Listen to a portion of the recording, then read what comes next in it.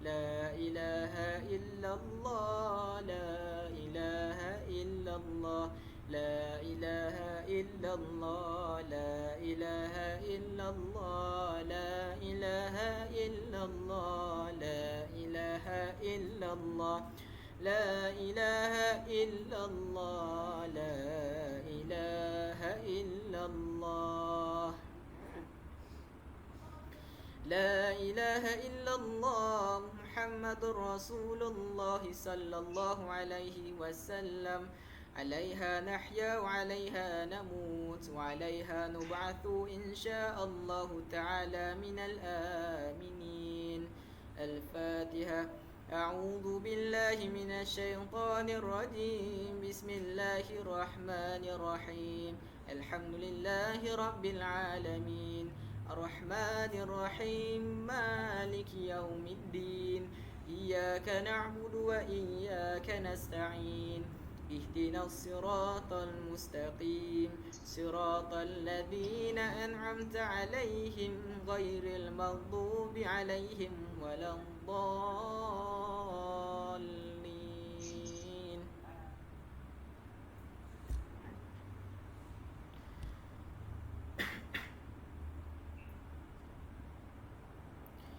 وقال ربكم ادعوني أستجب لكم. أعوذ بالله السميع العليم من الشيطان الرجيم. بسم الله الرحمن الرحيم. الحمد لله رب العالمين حمدا يوافي نعمه ويكافئ مزيده. يا ربنا لك الحمد كما ينبغي لجلال وجهك وعزيم سلطانك. اللهم صل وسلم على سيدنا محمد صلاة تنجينا بها من جميع الأهوال والآفات وتقضي لنا بها من جميع الحاجات وتطهرنا بها من جميع السيئات وترفعنا بها عندك على الدرجات وتبلغنا بها أقصى الغايات من جميع الخيرات في الحياة وبعد الممات. سبحانك لا نحصي ثناء عليك كما أثنيت على نفسك ولك الحمد حتى ترضى ولك الحمد إذا رضيت ولك الحمد بعد الرضا.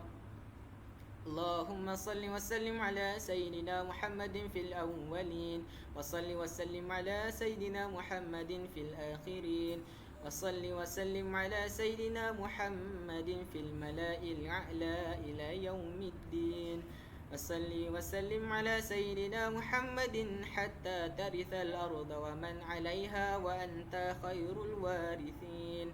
اللهم اجعل وأوصل وتقبل ثواب ما قرأناه من القرآن العظيم وما هللناه من لا إله إلا الله وما استغفرناه وما قلناه من يا الله وما صليناه على النبي محمد صلى الله عليه وسلم في هذه الساعة المباركة هدية منا واصلة ورحمة منك نازلة وبركة شاملة وصدقة متقبلة نقدمها ونوديها إلى حضرة سيدنا محمد رسول الله صلى الله عليه وسلم ثم إلى أرواح وأزواجه وذرياته وأصحابه والتابعين وتابع التابعين لهم بإحسان إلى يوم الدين. اللهم اجعله فكاكا لهم من النار ونجاة لهم من النار وسترا لهم من النار وفداء لهم من النار. اللهم اغفر لهم وارحمهم وعافهم واعف عنهم. اللهم اغفر لهم وارحمهم وعافهم واعف عنهم. اللهم اغفر لهم وارحمهم وعافهم واعف عنهم.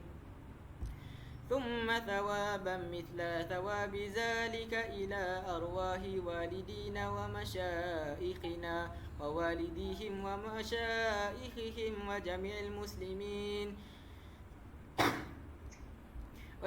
المسلمين من مشارق الأرض إلى مغاربها. اللهم اجعلنا في صحائفنا وصحائف والدينا وسادة الحاضرين ووالديهم الجميع بالرحمة والرضوان وادخلنا وإياهم في فسيح الجنان.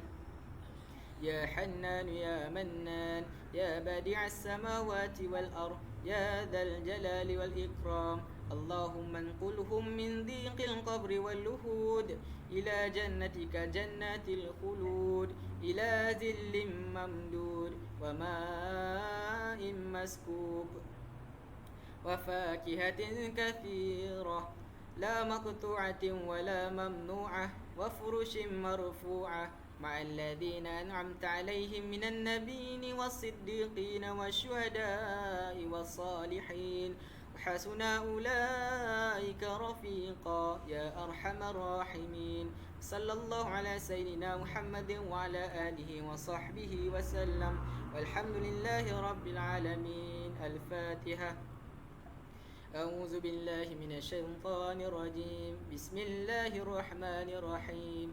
الحمد لله رب العالمين الرحمن الرحيم مالك يوم الدين إياك نعبد وإياك نستعين اهدنا الصراط المستقيم صراط الذين أنعمت عليهم غير المغضوب عليهم ولا الضالين.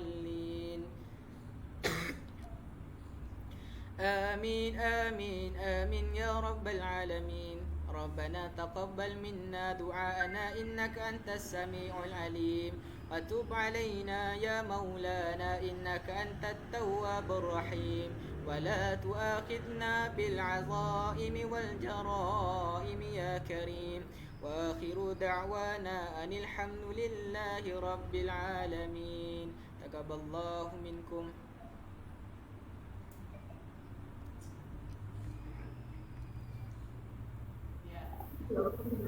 Amin amin ya rabbal alamin.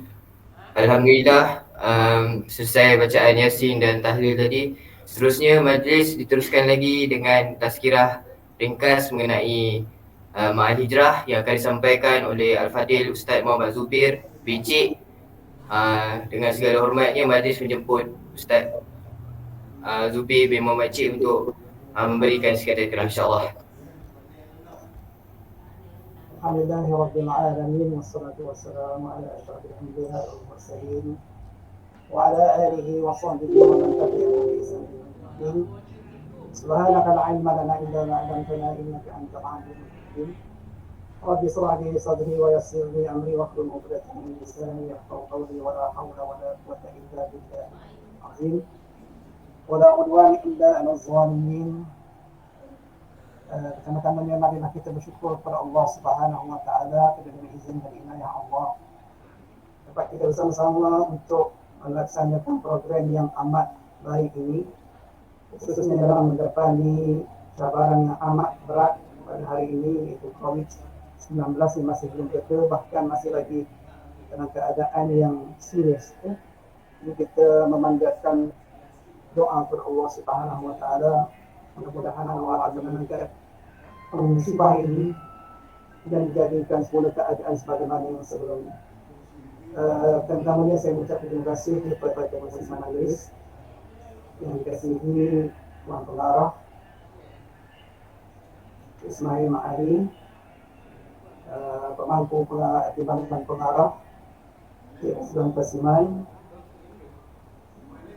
Timbalan Pengarah Sokongan Akademi Encik Jamil Muhammad, seterusnya pensyarah-pensyarah Bapa dan juga pelajar-pelajar yang dikasihi. Assalamualaikum warahmatullahi wabarakatuh. Ini dalam kesempatan ini saya akan menyampaikan sedikit tazkirah berkaitan dengan hijrah ni. Sebab sekarang ni pun kita tak boleh nak buat di sekolah kita ni, sebab dalam keadaan yang masih negatif sekolah kita pun belum buka lagi, dan kita gunakan medium yang ada ini, iaitu medium Google Meet ini, untuk kita berkongsi pengetahuan berkaitan dengan hijrah Rasulullah SAW. Hijrah Rasulullah itu berlaku lama dah, sekitar 1400 tahun yang lalu. Ya, tetapi ceritanya itu sentiasa diulang-ulang. Begitu juga dengan hari keputeraan Nabi, Isra Mi'raj dan sebagainya. Supaya kita mengingati, supaya kita mengambil pengiktibaran. Walaupun setiap hari, walaupun setiap tahun kita buat, tetapi ceritanya itu tetap memberi inspirasi kita, khususnya dalam menghadapi cabaran hidup. Kerana apa yang dilalui oleh Rasulullah, cabaran-cabaran itu juga berlaku. Cabaran yang dilalui oleh Rasulullah ketika hijrah itu, bagaimana dia baginda dikepung, bagaimana ancaman bunuh, bagaimana segala-galanya, fitnah manusia itu berlaku daripada zaman Rasulullah sampai kiamat. Jadi kalau kita kata kenapa mesti diulang, sebab benda peristiwa itu berulang. Peristiwa yang sama itu berulang bertahun-tahun daripada zaman dulu, daripada Nabi Adam sampailah hingga hari ini. Orang bermusuh, orang berdengki, orang berkhianat, orang berdendam dan sebagainya, membunuh sebagainya berlaku daripada dulu sampai ke hari ini. Sebab itu kita perlu menghayati cerita-cerita seperti ini supaya membangkitkan semangat kita dan kita mengambil pertibaran. Seandainya apa yang berlaku itu telah mendatangkan musibah Allah Subhanahu Wa Taala di atas kesilapan mereka, dan kita berusaha untuk memperbaiki diri kita supaya tidak mengulangi kesilapan. Jadi dalam konteks kita memahami hijrah Rasulullah SAW. Hijrah itu maksudnya hajar itu berpindah, tak mahulah tempat itu. Jadi dalam konteks hijrah Rasulullah ini bukan begitu. Hijrah Rasulullah ini adalah satu perpindahan yang diminta oleh Allah, yang diarahkan oleh Allah Subhanahu Wa Taala. Sebagaimana firman Allah Subhanahu Wa Taala dalam surah Al-Baqarah ayat 218. A'udzubillahi minasyaitonir rajim. Innal ladzina amanu wal ladzina hajaru wa jahadu fi sabilillah ulaika yarjuna rahmatallah wallahu ghafurur rahim. Yang bermaksud sesungguhnya orang-orang yang beriman, orang yang berhijrah dan berjihad di jalan Allah, mereka itu mengharapkan rahmat Allah.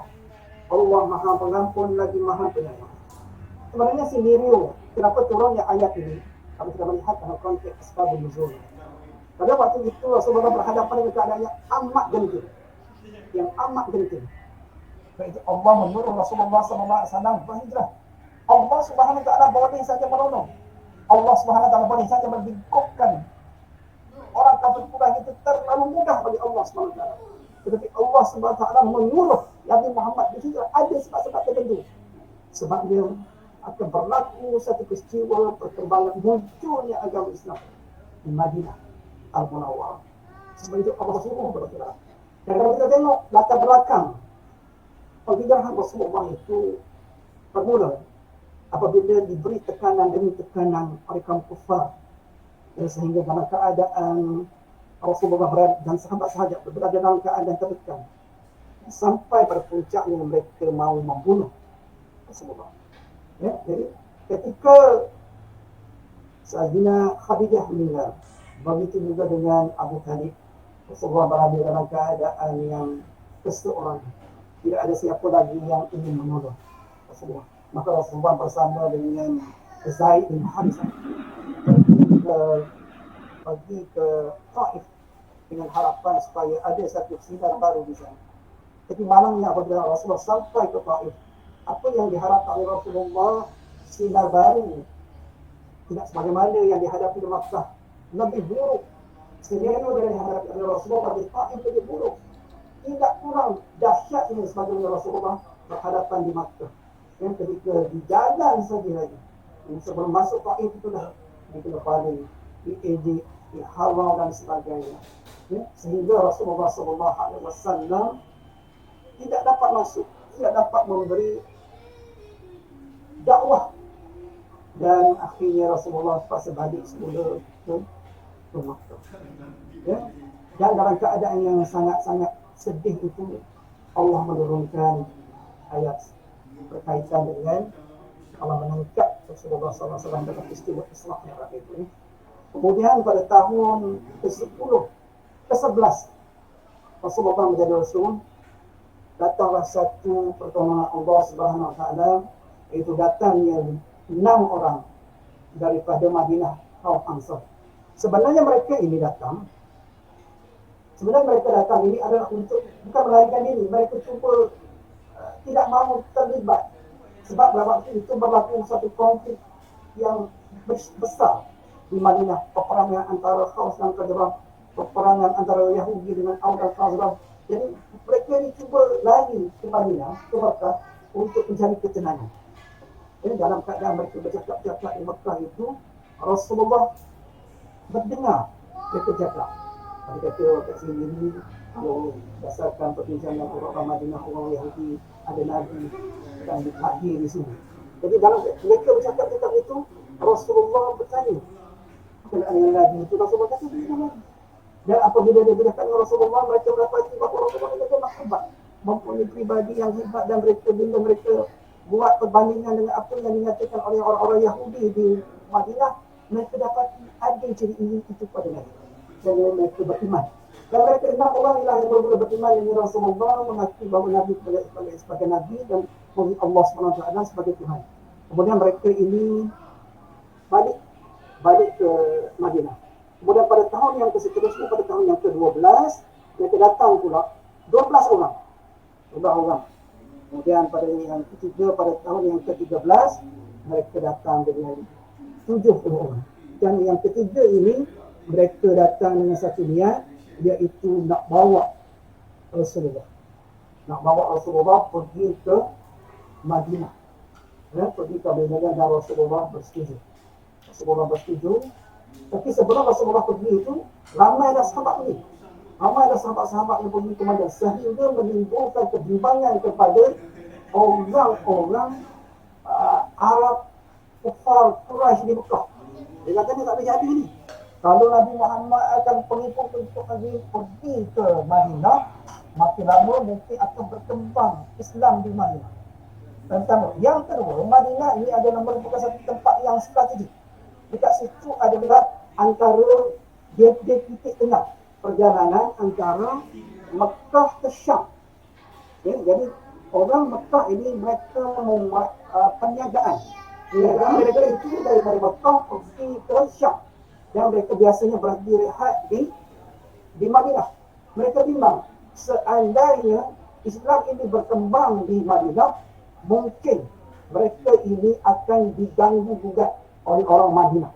Jadi mereka tidak boleh menggunakan laluan itu untuk pergi ke Syam. Jadi mereka mencari jalan dan akhirnya golongan kafir Quraisy ini yang diketuai oleh Abu Jahal laknatullah, mereka mengadakan satu persidangan di Darun Nadwa. Darun Nadwa ini macam parlimen. Kalau kita sekarang ini parlimen untuk orang-orang kafir Quraisy. Kafir Quraisy ini jangan kata bodoh, jangan kita kata mereka ini jahiliah tidak. Jahiliah di segi agama, tapi mereka bijak dari segi kehidupan, dari segi ekonomi, dari segi apa mereka bijak. Ya. Jadi mereka masa mereka berbincang itu tanpa mereka sedari, dalam perbincangan itu masuk seorang yang amat hebat, dalam mesyuarat itu. Jadi mereka semua terkesima dan mungkin mereka menganggap ini mungkin satu tokoh yang ada di negara Arab yang sebelum ini tidak diberi perhatian. Ya. Jadi mereka berbincang macam mana cara macam mana nak menghapuskan Nabi Muhammad ini. Maka orang tua ini memberilah caranya. Caranya ialah dengan membunuh Nabi Muhammad. Apabila kita membunuh Nabi Muhammad, artinya kita membunuh benda yang akan menyebabkan Islam itu berkembang. Maka apabila dibunuh Nabi Muhammad, automatik Islam itu akan hancur sebab orang yang mengasas itu dah mati. Orang kata begitu. Jadi macam mana cara nak bunuhnya? Cara bunuhnya ialah dengan mengumpulkan segala ketua-ketua kabilah. Ketua-ketua kabilah bunuh sikit seorang. Orang ni cuik sini, orang ni cuik sikit, orang ni cuik sini sikit, akhirnya mati. Ada daripada 16 puak ni. 16 puak ini dia kata, kalau Bani Manaf itu, Bani Hashim nak buat pembalasan tak mampu. Nak lawan dengan 16 kabilah tu. Jadi mereka pun setuju. Dan pada malam itu tanggal 28 ataupun 29 Safar. Safar ya. Jadi Rasulullah dah tahu dah. Kerana Allah dah firman kepada Nabi Muhammad, wa ma karallah wallahu khairul makirin. Mereka telah melakukan tipu daya dan Allah juga melakukan tipu daya dan Allah adalah sebaik-baik tipu daya. Maka pada malam itu Rasulullah dapat perkabaran daripada Allah, belum diwahyu oleh Allah, dan Rasulullah duduk dalam rumah itu. Allah lagi dan dia beritahu kepada Sayyidina Ali supaya Sayyidina Ali duduk di tempat dia. Jadi waktu itu masa Nabi ada lagi dalam rumah itu, orang-orang Arab yang 16 ni, 16 orang ni, dia tengok berita. Tapi dalam masyarakat Arab, dia ada satu adat dia. Dia tidak boleh serang, itu saja. Apatah lagi dalam tu ada perempuan. Sebab bagi dia sangat mengaitkan. Jadi mereka tunggu peluang yang keemasan itu, orang dah tidur ke apa pun, kalau mereka masuk dan mereka nak bunuh. Jadi waktu itu dalam keadaan itu, Allah tolong. Allah tolong Nabi Muhammad dengan turunnya ayat dalam surah Yasin yang kita baca itu. Wada anna min baini aydihim sadran wa tusana fa'isal. Al-Qayyim Fahumdani Bismillah. Nabi baca, kemudian Nabi keluarkan atau ambil tanah yang temu lempar pada mereka tidak sedar. Kemudian Nabi keluar. Selepas Nabi keluar itu, Nabi pergi pada Nabi pergi ke rumah Abu Bakar As-Siddiq.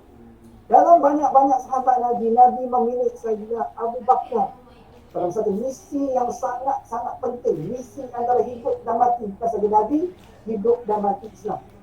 Dalam banyak sahabat Nabi itu, Nabi pilih Sayyidina Abu Bakar As-Siddiq. Dan apabila Nabi sampai ke rumah Abu Bakar As-Siddiq, dia disambut dan diterima. Bahkan kaum keluarga yang ada dalam rumah itu semua bersetuju. Asma bersetuju, Aisyah bersetuju, Abdul Rahman, Abdullah bin Abu Bakar bersetuju, mungkin isteri itu bersetuju. Kalau kita sekarang ni, lapor apa ini, kita boleh terbunuh, kalau bunuh siapa nak kata, mungkin kita begitulah. Kan? Dan kita dah buat, begini, dia mati ni, kalau bangun, kita terbunuh, nanti kita kena. Tapi saya tak Abu Bakar tidak. Dia pergi bersama dengan Rasulullah, berjalan di waktu malam itu, sampailah di Wasur itu. Wasur daripada Makkah ke Wasur itu lebih kurang 5 km. 5 km dan Rasulullah berjalan waktu itu dalam keadaan dia tidak ratakan kaki. Dia macam berjongkit begitu ya, supaya tidak nampak ada kesan tapak kaki, sehingga menyebabkan kaki Rasulullah terlecit. Dan dia sampai kat situ, tu dah dekat tengah hari dah. Hampir tengah hari. Jadi Rasulullah tak lama dia sebab kaki dia lecet ya. Jadi Abu Bakar angkat ikut Rasulullah. Ketinggian Wasur itu adalah 4,509 meter. Dan tempat yang mereka nak pergi itu, kedudukan Wasur itu adalah 485 meter. Dia tengah. Dia bukan berada di puncak Jadi nak naik itu susah. Gunung di negara Arab, negara kedua Arab Saudi, dia bukan macam gunung kita, dia batu, dia tak ada pokok. Batu dia batu yang keras. Jadi bila naik ke atas itu, duduk kat situ selama 3 hari. Saya akan ceritakan yang ini secara detail. Saya telah dah sampai habis. Sebab duduk 3 hari kat situ, pada hari ketiga barulah jadi keluar daripada gua tersebut, berjalan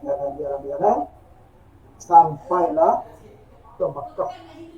Ada mengatakan pada 23, ada mengatakan 24 September 662 Masihi. Sampailah ataupun 12 Rabiul Awal sampailah di Madinah. Ya, itu saya ceritakan di segi latar belakang peristiwa hijrah. Apa yang nak saya sampaikan ada 4 benda penting. Pertama sekali ibrah yang pertama adalah perancangan strategi. Kita perlu kata sekarang ni buat perancangan strategi pasangan sedikit. Ya, anda tahu tak perancangan strategi ini mula-mula sekali siapa yang menulis dia? Ada di segi manajemen. Mereka yang orang sekali yang mula-mula sekali dari perancangan strategi ini adalah Peter Drucker. Dalam satu bukunya tentang manajemen pada tahun 1954. Pada tahun 1963 Andrews baru menulis buku tentang SWOT tu. Kita lagi. Selama Rasulullah SWOT tu dalam sini ada Rasulullah antara threat ni, antara opportunity-nya macam Rasulullah nampak dah. Itu barang pada Nabi dah awal jadi itu sesuatu itu. Ya. Kemudian tambah sekali perancangan Nabi. Perancangan Nabi adalah perancangan yang diberi apa perancangan yang diberi Tuhan itu. Masalah itu apa perancangan itu? Perancangan dia adalah perancangan yang berjaya. Kalau perancangan itu mungkin tidak direda oleh manusia. Mungkin kita berjaya di dunia saja. Tak semestinya kita percaya di akhirat. Tetapi perancangan yang berlandaskan Allah, meletakkan tauhid itu, sudah tentu mendapat keredaan Allah SWT. Mungkin dia tidak berjaya berasalnya, tetapi akhirnya akan berjaya. Sebab dia berteraskan Allah Subhanahu wa Ta'ala. Kita tengok sekali kekuatan, kekalutan dunia dalam satu itu. Kenapa berlaku itu? Sebab tidak adil dia punya nilai kepada pergantungan kepada Allah Subhanahu wa Ta'ala. Kemudian kita tengok perancangan Nabi, perancangan Nabi sekali Nabi keluar bagaimana. Kemudian Nabi pergi bertemu dengan Abu Bakar dalam waktu mana Allah tak tahu. Kemudian dia pergi ke Gua Sur itu. Gua Sur itu waktu itu orang tidak pergi. Gua Sur bukan dia berada di utara, dia berada di selatan. Di selatan Mekah. Rasulullah turun ke bawah. Rasulullah tak naik ke atas, kalau nak pergi ke mana, nanti pergi ke utara. Tapi Rasulullah pergi ke selatan. 5 kilometer pergi ke selatan, pergi ke Gua Sur. Kenapa dia pergi ke situ? Kan? Kalau orang kata kurang, tak tahu lagi. Jadi dia pergi ke situ. Pergi ke situ, sebenarnya Rasulullah sebelum sampai ke situ, Rasulullah sudah buat perancangan. Dengan siapa? Dengan Abdullah bin Uraikah, dengan Asma bin Abu Bakar, dengan Amir bin Farihah, dengan Abdullah bin Abu Bakar. Mereka dah diberi peranan-peranan itu. Asma Abu Bakar masak dengan Aisyah, dengan isteri Reha, isteri Abu Bakar di rumah. Yang akan bawanya adalah Asma. Kemudian Amir bin Farihah ini dia remaja. Dia remaja, bukan orang besar sangat. Hamba kepada Abu Bakar bawa kambing. Kambing itu betul-betul dia letak dekat dengan gua tersebut. Kemudian Abdullah bin Abu Bakar ini sebagai pemimpin. Malam dia tidur dekat gua itu, pukul 2-3 pagi dia akan balik ke Mekah. Supaya orang Mekah kata, oh dia ni memang daripada Mekah. Dia dengar, kita gini. Dia pergi. Rasulullah berada di Gua Hira itu selama 3 hari 3 malam. Jumaat, Sabtu, Ahad. Jumaat, Sabtu, Ahad, 3 malam. Kemudian Rasulullah duduk dalam Gua Hira itu. Saya nak kata ya. Apa ni, Asma datang bawa makanan. Dia bobo dalam, dia punya baju. Kemudian, yang Amir bin Farihah itu, dia berikan dia situ. Dia susu dan daging. Waktu masa makan itu susu, daging. Rupanya dia bakar daging. Sudah susu tu bagi pada daging. Baik. Jadi dia mula naik ke atas itu. Kemudian apabila sampai ke 3 hari, Rasulullah dah berbincang dah dengan Abdullah bin Uraikah ini orang kafir. Bagaimana dalam satu misi yang sangat penting, yang sangat berbahaya seperti itu, Rasulullah boleh percaya kepada orang kafir. Orang kafir kadang-kadang lebih amanah pada kita. Dibuktikan sekarang. Pergi ke negara barat, kita berdiri apa sahabat, duit kita situ tak ada orang itu. Dadar, rasuah mereka kecil saja. Memang kita negara Islam. Orang amal rasuah yang paling hebat. Jadi, Allah dan orang ni, Abdullah bin Uraikah kepada orang kafir, tapi tak buka rahsia. Rasulullah kata pada hari yang ketiga, kamu kena bawa 2 ekor unta, jumpa aku di sini. Dia datang sini. Tetapi ada peristiwa yang dalam tu saya cerita yang tepat. Nak cerita perancangan tu. Jadi Rasulullah dah rancang dah. Ya. Bawa pada hari yang ketiga, bawa tempat apa tu, Abdullah bin Uraikah ni bawa 2 ekor unta dan pergi ke Madinah. Yang kedua, Ibrah yang kedua adalah kesetiaan kawan. Dia panggil apa pun. Agak dalam istilah orang putih, dia bukan tradisi, dia istilah dia. Sampai kesan kurang ada dalam tuan dan tuan. Dia punya kesetiaan dia tu sangat hebat. Abu Bakar ini ketika dia bersama dengan Rasulullah naik ke atas duduk dalam gua, dia masuk dulu. Kata Rasulullah, apa dah cari masa sikit. Kita nak lama sikit. Kalau kita pendek sangat, apabila kita dapat? Okey, jadi Rasulullah apabila dia naik ke atas bukit, hari yang ketiga diketahui orang-orang apa ni, orang-orang hari yang ketiga, hari yang pertama itu diketahui oleh orang kafir. Jadi dia bagaimana dia tahu kita tak tahu lah. Jadi dia dapat cari, dapat tulis. Dia bergerak Rasulullah, dia naik ke atas bukit. Dia naik atas story itu. Dan sebagaimana cerita yang kita selalu ketahui, orang-orang yang bergolong itu sangat kecil. karakter dia memberi karakter Rasulullah dengan karakter Abu Bakar itu kan satu sehasta saja dengan kaki orang kaki Quraisy. Mari kalau dia tengok ke bawah memang kampung. Waktu itu saya Abu Bakar risau.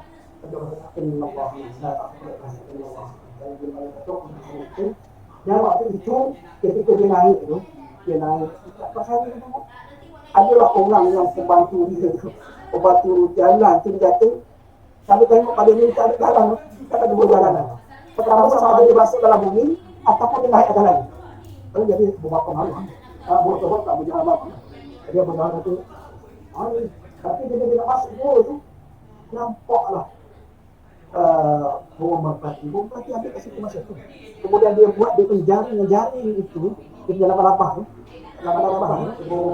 Bom merpati itu dia bukan yang mengerang di tepi, betul-betul di tengah-tengah dia nak masuk.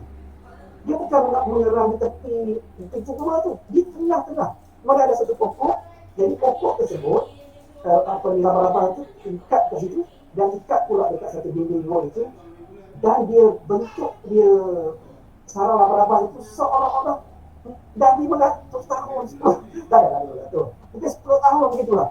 Macam seolah-olah 10 tahun. Jadi tidak bersabar. Kalau Rasulullah masuk, sudah tentulah dia akan melalui bunga merpati itu. Sudah tentulah dia akan menembusi sarang lapar-lapar itu. Dan bunga merpati itu tak mungkin duduk kat situ istilah. Jadi sebenarnya itu kuasa Allah SWT. Kemudian Abu Bakar dia saya cerita terkesat Abu Bakar ini yang dalam dua tu saya tak nak cerita lah. Apabila dia dalam perjalanan nak pergi ke Madinah, Abu Bakar ni sekejap dia lepas, sekejap dia lepas. Kenapa juga Abu Bakar? Abu Bakar kata, ya Allah, wahai Allah, wahai Nabi Rasulullah, kalau mati biarlah aku mati dulu. Kalau datang panas biarlah aku mati dulu. Kalau datang apa-apa biar aku mati dulu. Apabila dia berlalu, sudah nak orang lalu dia kata Nabi Muhammad itu adalah pemandu dia, pemandu jalan. Dalam keadaan dia berjalan dalam 3 hari selepas dia duduk di Mekah itu, dia dapat dikejar oleh Sarakah bin Malik. Sarakah bin Malik ini adalah merupakan seorang yang cekap. Sebab apa? Sarakah ni pada satu hari dia duduk satu kedai, ada orang Arab baru juga dia nampak Nabi Muhammad dengan 3 orang kawan dia. Jadi dia kata dia manggil. Kalau dia menggeliatkan dia punya kuda, sebab siapa yang dapat akal dia Muhammad sampai hidup atau mati akan lebih 100 ekor kucing. Jadi dia kejar. Sampai dia nampak. Setiap kali dia dapat Rasulullah, jatuh. Setiap kali jatuh. Sehingga dia rasa bahawa ini memang manusia biasa. Jadi dia pun buat satu perjanjian. Rasulullah kata tak apa. Pada kerja aku akan bagi kau satu hadiah. Hadiahnya iaitu gelang kaisar. Gelang kaisar sebesar lengan dia. Gelang kaisar itu sebesar lengan. Dia kata, kamu sebab masa nanti, kamu akan dapat gelang. Waktu itu, kalau kita manusia biasa, macam mana kita percaya ni. Sampai ke Madinah tak lagi. Apatah lagi nak kita nak bagi gelang. Tapi, salah kau ni dia cari. Dan dia cari dia balik. Dia bodoh. Tak ada cakap apa-apa. Sampailah Nabi Muhammad sampai ke Mekah. Di waktu itu Abu Bakar sentiasa. Dia satu sampai satu tempat dia panggil Hudaid. Hudaid ini adalah satu kawasan yang kita jemaah haji kita akan berhenti. Sama ada kita dari Mekah atau kita dari Madinah. Kalau saya dulu masa luar dulu, saya berhenti di situ waktu maghrib. Waktu itu sangat lapar. Sangat lapar. Betul tak daripada Madinah kita sebelum asal sebagai amat dulu ini. Sampai ke situ lapar. Jadi dia tunjuk makanan. Tunjuk makanan. Saya 5 orang. Ada lagi yang 5 orang. Makanan sikit je. Dalam pinggan ada satu ekor ikan, ada satu ekor ayam dan nasi dia kecil saja. Saya kata, cukup ni. Lapar ni. Cukup. Sampai tak habis. Mungkin ada satu peristiwa, iaitu di situlah Nabi Muhammad, dia berhenti dengan Abu Bakar. Waktu itu, dia dalam keadaan dia dahaga, dia jumpa dengan seorang orang tua perempuan, dia ada kambing dia pun tua, dan dia pun ambil Nabi Muhammad ambil. Daripada tak ada susu, berkuah susu, minum semua orang kat situ. Okay? Bersih kawan. Dan Abu Bakar itu kan dah sampai dia wafat biasa bersama. Yang ketiga penglibatan yang saya sebut tadi lah. 4 orang ni. Satu Abdullah bin Asma. Asma Abu Bakar ni saya ceritakan kisah dia. sikit saja. Asma Abu Bakar ni dia strong personality. Dia seorang wanita yang mempunyai pribadi yang kuat. Sebab itu dia ditugaskan. Sebenarnya dia Asma ni apabila apa tu orang Arab tangkap dia, dia pernah dilempang sampai sangat kuat. Tapi dia tak cerita. Dia cerita kemana Rasulullah. Kemudian yang keempat iaitu tawakal yang bergantungan kepada Allah Subhanahu wa taala. Tawakal dan pergantungan ini penting. Jadi bila Rasulullah pergi berhijrah daripada Makkah, itu banyak peristiwa pertama sekali ketika dia dikejar, ketika diburu itu. Banyak di waktu itu Allah menunjukkan Abu Bakar dapat melihat mukjizat Nabi. Waktu itu pertolongan Allah dipanggil bilang pertolongan Allah kepada Nabi Muhammad. Dia nampaklah apa tu banyak mukjizat yang ditunjukkan Allah kepada Nabi. Tetapi benda itu tidak akan berlaku tanpa pergantungan yang 100% kepada Allah SWT. Sebab ketika pertijarahan itu umpama nyawa itu di hujung tanduk. Bila-bila masa saja pun mati. Rasulullah macam sang mati lah. Abu Bakar dengan Nabi Muhammad masih keluar untuk berhijrah itu seolah-olah sang mati. Sang mati maknanya sama ada hidup atau mati. Dan perjalanan itu lama. Perjalanan lama daripada dalam 14 hari. Dia lalu daripada Mekah pergi ke Jeddah dia baru dalam pantai, lepas tu dia naik pusing-pusing. Itu strategi Rasulullah untuk mengirimkan orang kafir Quraisy. Kalau kita tengok pergantungan, begitu juga macam kita pergantungan pada Allah Subhanahu wa taala macam saya nak. Jadi ada waktu itu baru 10 tahun. Kalau kita 10 tahun, kalau semua tidur dalam keadaan kita tahu ada orang mati, gara-gara mesti ditarik, itu bunuh. Tetapi saya ada dia, masa dia ada dia sepupu Rasulullah, dia tidak pernah menerima bahkan dan dia beriman kepada Allah. Ketika dia 10 tahun dia dah beriman. Ya, kemudian kalau kita melihat kepada sirah perjalanan Rasulullah hijrah tadi, yang paling penting yang kita nak dapat di sini pertama apa yang diperintahkan oleh Allah Subhanahu wa taala itu mesti ditunaikan. Itulah yang terbaik. Kadang-kadang kita membuat keputusan Nabi mengambil masanya lama.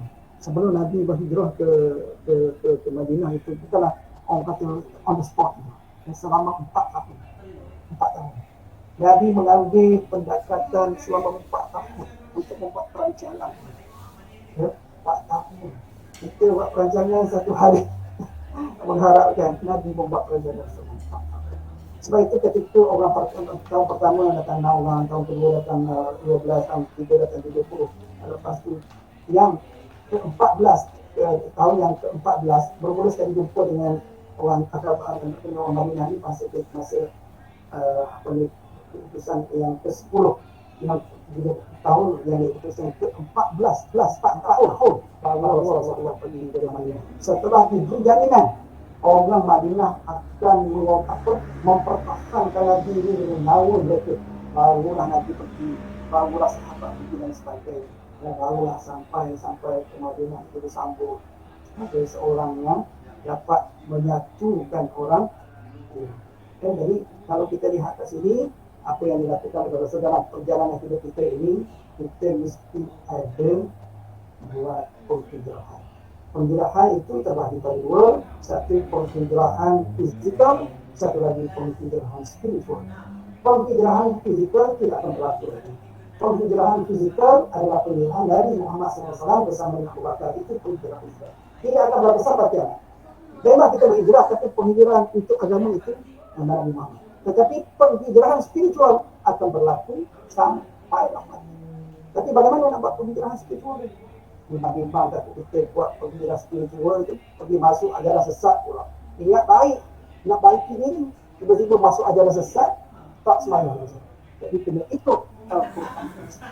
Nabi buat itu ikut kata Allah, dan ikut kepada sahabat-sahabat ikut apa yang Rasulullah buat. Jadi saya rasa sekadar itu saja nak berbalik pun tak lalu dan berubah lebih kan. Jadi ambil kesimpulan Jadi kesimpulan, kalau kita nak bagus, mana-mana mestilah sanggup melakukan perubahan, sanggup berhijrah. Ya, kalau kita tak bilang nak duduk kampung kita saja, tak ada. Tak ada, tidak ada orang yang hebat yang duduk di kampung ini. Melainkan dia pergi tempat lain baru dia dapat. Aku qali hadza wa astaghfirullah li wa lakum wa lisa'il muslimin wal muslimat. Assalamualaikum warahmatullahi wabarakatuh. Apa yang baik itu dari Allah Subhanahu wa taala. Apa yang benar, apa yang kurang itu dari saya. Aku qali hadza wa astaghfirullah li wa lakum wa lisa'il muslimin wal muslimat. Assalamualaikum warahmatullahi wabarakatuh. Waalaikumsalam warahmatullahi wabarakatuh. Terima kasih Ustaz Muhammad BJ atas perkongsian tentang hijrah tadi. Sebelum keluar kita nak buat satu doa khusus untuk COVID-19 ni. InsyaAllah saya syarahkan kepada saudara Muhammad Dani untuk baca doa.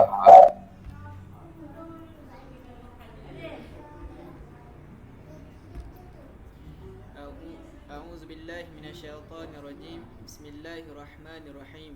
Alhamdulillahirabbil wassalatu wassalamu ala asyrafil anbiya'i wal mursalin wa ala alihi wa sahbihi ajma'in. Ya Allah, kami mohon padamu ya Allah, mengambil keberkatan dalam program bacaan Yasin dan tahlil ini ya Allah, di dalam majlis ilmu yang mana diturunkan rahmat olehmu ya Allah dan dilindungi para malaikatmu ya Allah. Maka dengarlah doa ini yang maha mendengar as-sami' ya Allah. Dengarlah permintaan ini yang mujib ya Allah. Ya Allah, ampunkan kami dalam majlis ini ya Allah, hinggakan apabila berakhir majlis ini tiada lagi sebarang dosa walau setimbang zarah pun ya Allah. Ya Allah, Ya Rahman, Ya Rahim, saat ini kami mengangkat tangan memohon kehadratmu, memohon perlindungan dan pertolongan daripadamu ya Allah. Kami sedar, kami akur wabak COVID-19 ini adalah teguran daripadamu ya Allah. Maka ampunkan segala dosa kami, kesalahan dan kesilapan kami ya Allah. Bantulah kami hamba-hambamu yang lemah ini ya Allah. Angkatlah, hapuskanlah wabak ini, lenyapkannya wahai Tuhan yang maha berkuasa. Ya Rabbal Alamin, lindungilah kami, keluarga kami, anak-anak kami, jiran tetangga kami dan negara kami dan seluruh dunia daripada wabak ini ya Allah. Sembuhkanlah mereka yang telah dijangkiti, sembuhkan mereka yang sedang dirawat ya Allah. Berikan kekuatan dan kesabaran kepada barisan hadapan kami yang sedang bertukus lumus berjuang merawat pesakit-pesakit dan memerangi wabak ini ya Allah. Ya Allah, jika ada di kalangan kami yang ibu atau ayahnya sudah meninggal dunia, Engkau tempatkanlah mereka di kalangan orang yang beriman. Engkau hindarkanlah mereka dari azab kuburmu dan terangilah kubur mereka dengan cahayamu ya Allah. Ya Allah, sesungguhnya kami bermohon pertolonganmu, kami meminta ampun kepadamu, kami memohon petunjuk darimu, kami beriman kepadamu, kami berserah kepadamu dan kami memujimu dengan segala kebaikan. Kami mensyukuri dan tidak mengkufurimu ya Allah. Ya Allah, hentikanlah segala macam kezaliman dan permusuhan. Bantulah saudara-saudara se-Islam kami di mana sahaja mereka berada. Angkatlah dari mereka kesusahan, bala, peperangan dan permusuhan. Ya Allah, selamatkanlah saudara se-Islam kami di Gaza yang dizalimi oleh kekejaman rejim Zionis dari segala keburukan dan hindarkanlah mereka segala bala, kerana tiada siapa yang dapat menghindarkannya melainkan Engkau ya Allah. Ya Allah, kami juga meminta agar syarah kami iaitu Haji Nasaruddin bin Idrus sembuh dari sakit yang dialaminya, dan kami memohon Engkau sembuhkanlah rakan-rakan kami yang terkena jangkitan wabak COVID-19 ini ya Allah. Ya Allah, Ya Rahman, Ya Rahim, kurniakanlah kekuatan kepada kami dengan sebab pembacaan Al-Quran. Kurniakanlah kekuatan dan kesihatan kepada dengan kemuliaan dan ketinggian Al-Quran. Ampunilah kami dan perkenankanlah doa kami dengan kemuliaan mukjizat Al-Quran. Sallallahu ala Sayyidina Muhammad wa ala alihi wa sahbihi wa sallam. Subhana rabbika rabbil izzati amma yasifun, wa salamun alal mursalin, walhamdulillahi rabbil alamin. Amin amin ya rabbal alamin. Alhamdulillah, saya selaku ahli yang kuasa program ini ingin mohon maaf anda ada kekurangan dalam program ini. InsyaAllah kami akan perbaiki lagi. Dan saya nak mengucapkan terima kasih kepada pengarah Tuan Mak Ali bin Ismail dan semua guru-guru dan juga ibu bapa yang turut serta dalam program ini. InsyaAllah kalau ada program macam ni lagi, kami akan war-warkan lagi untuk kebaikan kita bersama. Sekian, terima kasih. Bolehlah keluar. Alhamdulillah. Terima kasih semua sebab join program ni. kasih Ustaz. Terima kasih Ustaz.